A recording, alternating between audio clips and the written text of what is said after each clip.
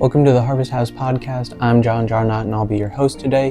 Today we're going to be looking at what happened to Harvest House overnight, what's changing, what's staying the same, and what it all means.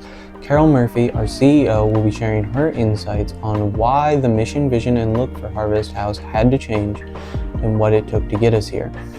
After that, we will sit down with the intern and supervisor duo who made it all happen, Arianna and Brandy, to break down the in-depth, intentional process they went through to push Harvest House into the future. Enjoy.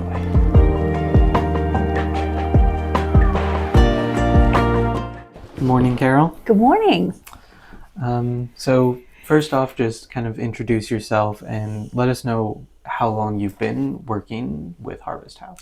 So I'm Carol Murphy, and I'm the CEO of Harvest House, and I have been here for 12 years. I came to Harvest House in 2013. Gary and Linda Tattoo, our founders, were just about to open the New Hope Education Center.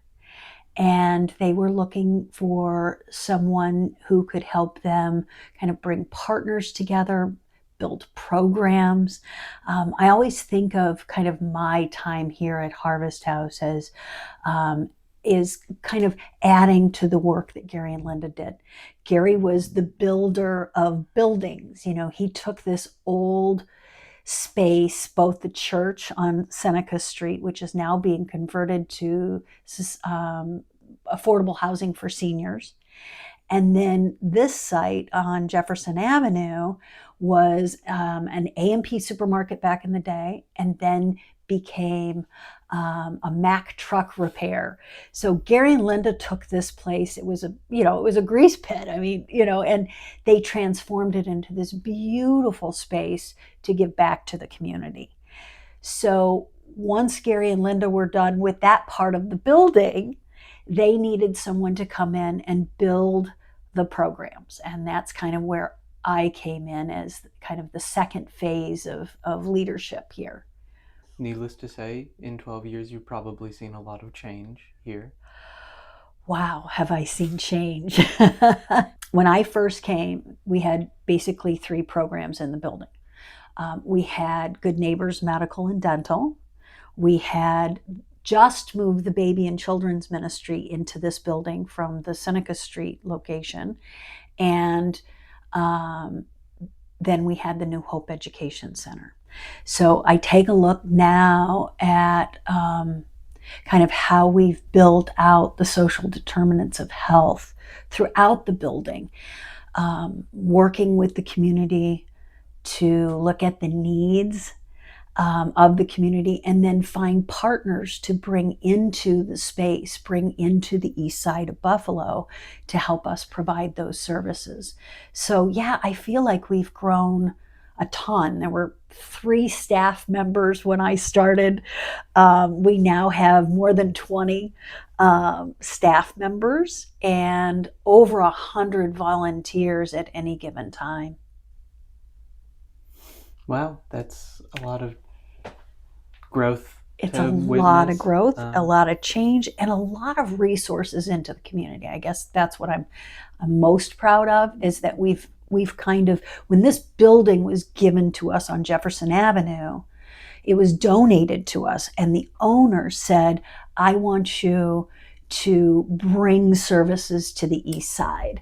And so I feel like we really, we made the right decisions and the right moves, and we've been sustainable all of these years in being able to build that community space that he had envisioned. Yeah, and kind of related to that, do you mind letting us know a bit of the experience you took into Harvest House and how that helped you here in the nonprofit world? Yeah. So before I came to Harvest House, I was working with another faith-based organization to build transitional housing for homeless youth, and to find a location for it, and to build a program around it, get funding for it, that kind of thing. And I had just completed that program when I kind of came to my next big building project. But during that time, I worked very closely with the Homeless Coalition, getting to know all of the providers in Western New York who help to provide homeless services. One of my favorite stories is when we first opened the New Hope Education Center, we had a CNA program, and that's a certified nursing assistant. And we would do kind of an entry into the program. And we would have 40 or 50 students, potential students, come in trying to get into the program. Mm-hmm. And so I'm signing people in, and this young woman walked up to me and she said, "You look really familiar. I think I know you." And I said, I'm not, I wasn't registering her face. And I said, "Why don't you sit down? I've got a bunch of people I have to sign in. Think about it and we'll chat again." And about 10 minutes later, she jumped up in the middle of our reception area and she said, "You're the woman from the homeless video." I had done a video to reach out to homeless youth to say, "We care about you. We want you to trust us." And she said, "I came here through Sister Mary from the Tri program. And she said that this was a safe place for me, and now I know it is." So that was kind of when my two worlds came together, and I thought, wow, this was a need for homeless youth to get that training to get jobs and become independent. So I knew at that point, I think I felt like I was headed in the right direction for the work that I wanted to be doing. So with 12 plus years building programs and working in kind of a higher level in these organizations, are there any kind of key signs you've noticed when it's time for an organization to make a change to, their mission and their vision and their overall brand like we just have? Yeah, we are always changing and evolving. I am comfortable with change, and I say, some people are not. I'm a change maker. I embrace that. And I'm always looking and talking to the community, what's happening in the community. I meet with the CEOs of all of the other not-for-profits on a regular basis. We talk about what's happening. For me, in the time that I've been at Harvest House, we have had some just as the world changes, we have been able to pivot to change. And I think that's the most important thing that we can do because we're a small not-for-profit. So, when I came on board, we had a founder, and it was a founder-led organization. Mm-hmm. And then the board, Gary and Linda Tattoo were taking a step back and wanted to kind of move back from being founder-led. And I remember someone in the community saying to me, "If you can transition this organization from being founder-led to being board-led, that will be the apex of your career."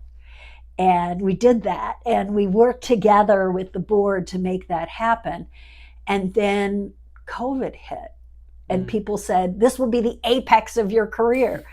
And then the shooting happened on Jefferson Avenue, and we had to pivot very quickly to address those traumas that, were coming from the community. So I think we have gotten very good at just kind of coming together as a team. We have an incredible team here at Harvest House. I'm so blessed to work with. And we're constantly looking at what are we doing now, what are the needs, and how can we pivot to meet those needs and address those needs. Could you break down how changing the mission and vision is both a benefit to us internally and a benefit externally to the community that we serve? So one of the things about having been here and sustainable in the community and is that we've been building with intention. So it's hard to get out in front of the crisis of the moment, what the needs are. Perfect example. when we started the baby and children's ministry, we were just giving clothes to people as they came in. We would give clothes to other children. Mm-hmm. So in every area of Harvest House, I've been able to really look at it with intention. So it's not just giving clothes to people, it's looking at the whole of that family. And we have, for example, we have women who are coming in, they need food and clothes for their children, but we're looking at them and we're saying, you're 8 months pregnant. Have you had prenatal care? Mm. And I can tell you, I'm seeing a growing trend of women who are pregnant who have had no prenatal care. And what happens then is that their infant mortality goes up. Children are born with health issues that they don't need to be born with. They're being born with low birth weights.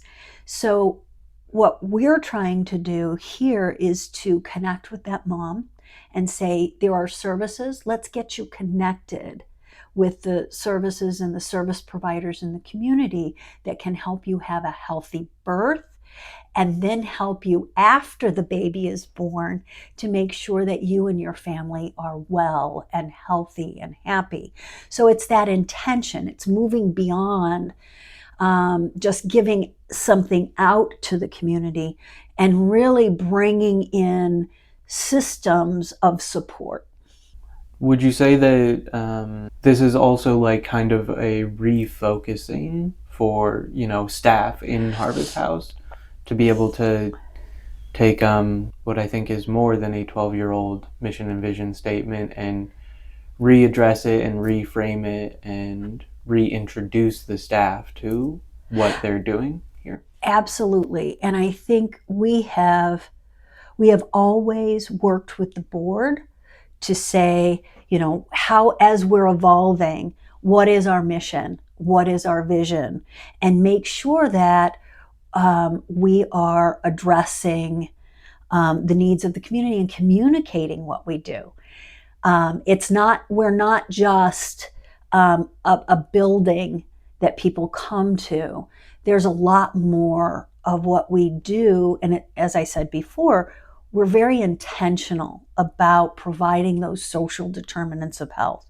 Mm-hmm. And I'm not sure people always understand the backup, what's behind what they see. And I think this rebranding that we have is helping us better communicate about who we are and what we do. It seems like a bunch of different silos, but if you look at it, it is access to healthcare, access to basic needs, access to housing, mm-hmm. and access to education. And when you add those things up in a trauma-informed environment, that's when people can start moving forward. You leave one of those pieces out, and you're handicapping people from moving forward and doing what they want to do in their lives. So I think this rebranding will help us to explain to the community what we do, not just what we do, but why we do it and how all those pieces come together in a beautiful puzzle that really addresses issues of poverty, issues of trauma, just being whole and being well. That's what social determinants of health are. Putting all the things that we need, each and every one of us, together so that we can not just survive, but thrive.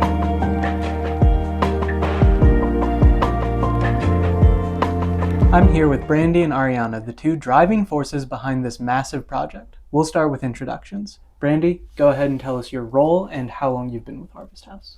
So, my name is Brandy Loveland. I am the Chief Innovation and Diversity Officer here at Harvest House, and I have been here essentially for about 6 years. Awesome. And Arianna, you can follow. My name is Arianna, and I was a social work intern here at Harvest House for about a year. Now we're going to talk about the process you guys underwent here to redefine Harvest House and rewrite our mission and vision statement. So first off, I just want to ask you to give me kind of the 1,000-foot view of what that process looked like. So there were a lot of whiteboards that were used. Oh yeah. A lot of pieces of paper, a One lot of Post-it hours. note on my desk that just said, "What is Harvest House?" Yes, and then several other Post-it notes connected. Looked at that every morning. Was like, okay, here we go. How long did this take? You were here for a year. Did it start before that? No, we started almost immediately into the work. Arianna had really started talking with me about the plan for what Harvest House was going to look like when we started her supervision, really talking about what she wanted to do and how that would align with some of the work and the vision that I had for Harvest House in the future. Yeah, it was really helpful to get a lot of Brandy's perspective on what that was going to look like, but then also going and talking to Carol and talking to different team members here at Harvest House to kind of understand the different perspectives underneath what we do and the work we do and why we do it. Yeah. And, really getting people past this idea of Harvest House is a certain service or it's a certain part of the building, but really, what is it as a whole in the bigger picture? What does it look like when we're talking about the social determinants of health and helping a person move into wellness whole body? Because that's what we were really doing, changing, their environments, offering them opportunities for employment and economic mobility, helping them to live healthier lifestyles, and also build social connection. All that is part of the work, plus a whole lot more. But we were articulating it in such a small way that it just wasn't hitting our audiences in the way that we hoped it would. Yeah, and one of the other things that we kind of noticed as we were going through was looking at how all of the staff come to their different departments respectively and figuring out a way to make the messaging. Brandy and I talked about this a lot, about making the messaging a way where everyone can actually connect on a point of focus, even if we're practically doing different things in different areas. Kind of a reminder of who are we actually serving at the end of the day, and how does this apply holistically throughout the building, but also holistically in a person. Yeah, so you mentioned that obviously this wasn't just the two of you took into a lot of account. And how many other people did you really involve in this process throughout? So the process here for me started like a year and a half before I actually spoke with Arianna. So it started out with me getting with the staff and really having them to voice what Harvest House was to them. Why was it so different from any other nonprofit organization they've worked with? Not only as staff interacting with each other, but how we interact with the community as well. And, what are the goals? Because we all had different goals, but it turned out that when we spoke together as a group, we did all have a collective mission. And what did that look like if we put all our parts together to make that happen? So that was where we started. And we started kind of writing out the history and a plan of where we wanted to go.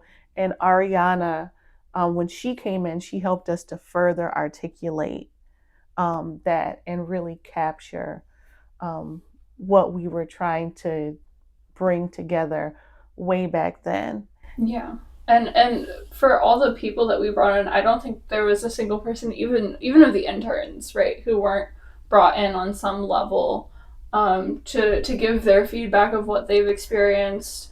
And I think there's a lot that we also looked at for comparing and seeing what other communities have wanted and what the wording that really clicks with individuals is. So not only were we talking a little bit with staff, but we were also talking with some of the people who regularly interacted, volunteered, or were serviced in some way by Harvest House.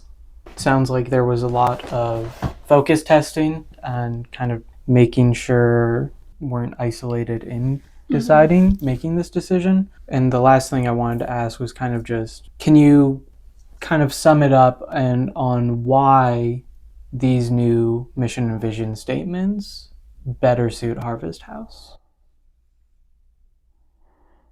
So, Harvest House, like I mentioned before, is more than just one service or one program.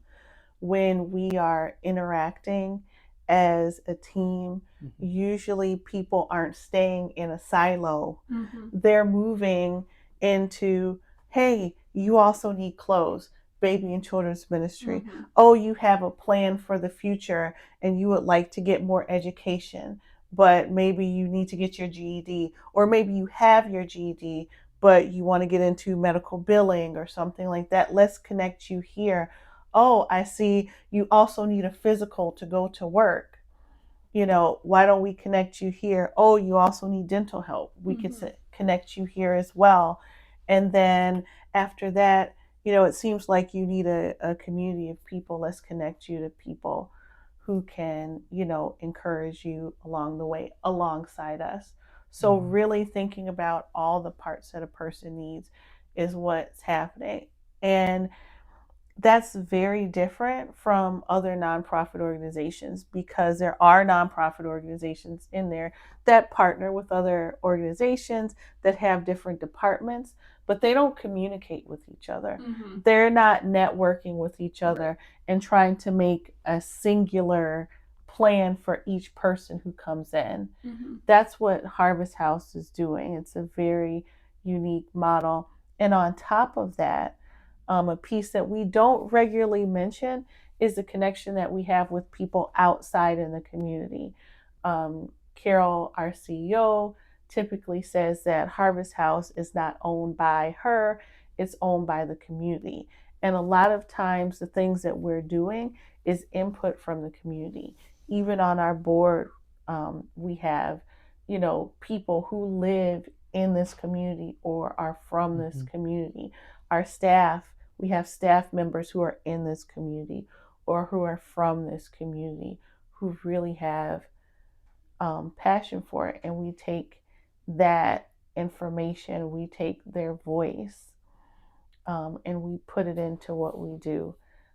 Good example, like maybe a year before last, we had an organization who wanted to partner with us and bring something into the building. And when we talked about, well, should we go through with this plan and move forward with it, our board immediately said, no, we have to talk to the community. So we held a community forum and a presentation for people to come in and talk and say their voice on the matter. And they flat out rejected it. We thought that they were going to agree with, this because it would be good for the community, it would be good for a certain population. But no, they had their voice, and we honored that voice, and we turned that partnership away. Not because it wasn't potentially good, not because it wouldn't be good for Harvest House and help us in firming up our services, but because we put the community first.